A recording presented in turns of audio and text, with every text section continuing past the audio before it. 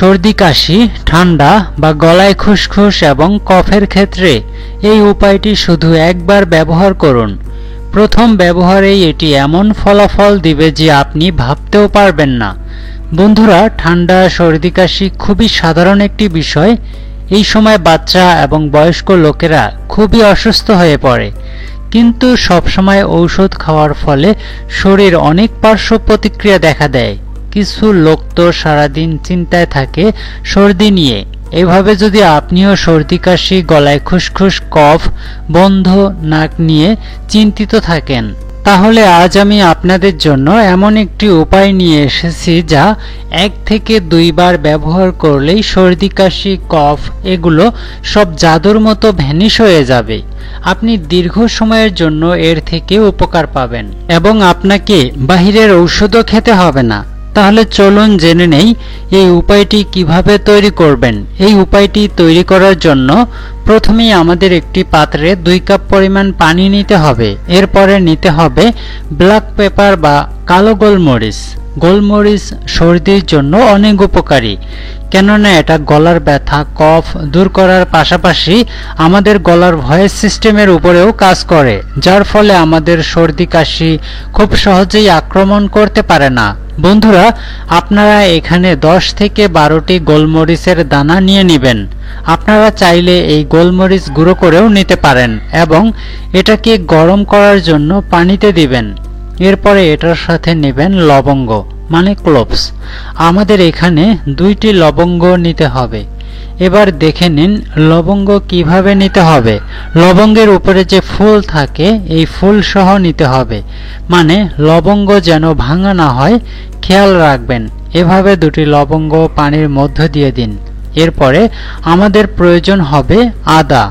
আদা আপনাদের সর্দি কাশির জন্য অনেক উপকারী। এটা আপনাকে গলা ব্যথা থেকেও মুক্ত রাখে, সাথে আপনার শরীরকে রাখে গরম, যাতে আপনার শরীর সর্দি কাশি থেকে মুক্ত থাকে। আদা ভালো করে কেটে কুচি কুচি করে নিন। 1 চামচ পরিমাণে আদা কুচি এই পানির মধ্যে দিয়ে দিবেন। এরপরে 5 মিনিট ধরে অল্প আঁচে সব কয়টি উপাদান ভালোভাবে ফুটিয়ে নেবেন। এরপরে আপনাকে নিতে হবে তুলসী পাতা। তুলসী পাতা আমাদের সর্দি কাশির জন্য অনেক উপকারী। তুলসী পাতা আমাদের সর্দি কাশি তো দূর করবেই, সাথে সর্দির কারণে মাথা ব্যথা, মাথা ভার এগুলোও ঠিক করে দেবে। আপনি এখানে 5 থেকে 6টি তুলসী পাতা পানির মধ্যে দিয়ে দিবেন। এরপরে সর্বশেষ যে উপাদানটি দিয়ে দেবেন সেটি হচ্ছে গুড়। বন্ধুরা, গুড় শুধু আমাদের কণ্ঠ বা গলাকেই মধুর করে না, সাথে সাথে আমাদের গলার কর্কশ ভাবও দূর করে। সাথে সাথে গুড় খেলেও সর্দি থেকে রক্ষা পাওয়া যায়। এখানে আপনারা 1 চামচ পরিমাণ গুড় নিয়ে নেবেন। সব উপকরণগুলোর সাথে মিশিয়ে দিবেন। এবার এটাকে ততক্ষণ পর্যন্ত গরম করুন যতক্ষণ না পর্যন্ত 2 কাপ পানি থেকে 1 কাপে পরিণত না হয়। তারপরে এটাকে সেকে নিয়ে একটি কাপে ঢেলে নেবেন। তৈরি হয়ে গেল আমাদের রেমেডিটি। এই রেমেডিটি আপনাকে সর্দি কাশি, গলা ব্যথা, গলার কর্কশ, নাক বন্ধ, কফ ইত্যাদি সকল সমস্যা থেকে রক্ষা করবে। তাহলে চলুন জেনে নেই যে এটা আপনারা কিভাবে ব্যবহার করবেন। এই রেমেডি ব্যবহারের জন্য আপনাকে 2টি বিষয় খেয়াল রাখতে হবে। প্রথমত, আপনাকে সকল তৈলাক্ত খাবার থেকে দূরে থাকতে হবে। দ্বিতীয়ত, আপনি যখনই এটাকে গ্রহণ করবেন তখনই এটাকে হালকা গরম করতে হবে। কখনোই এই রেমেডিটি ঠান্ডা গ্রহণ করবেন না। আপনারা এটা দিনের যখন খুশি তখনই ব্যবহার করতে পারেন, কিন্তু সকাল সকাল খালি পেটে খেলে এই রেমেডির অনেক ভালো উপকার পাওয়া যায়। এটি ব্যবহারের সাথে সাথেই আপনি দেখবেন গলায় আরাম বোধ করছেন, আপনার গলার কর্কশ ভাব দূর হবে এবং 1 থেকে 2 বার ব্যবহারেই আপনার সর্দি কাশি দূর হতে শুরু করবে।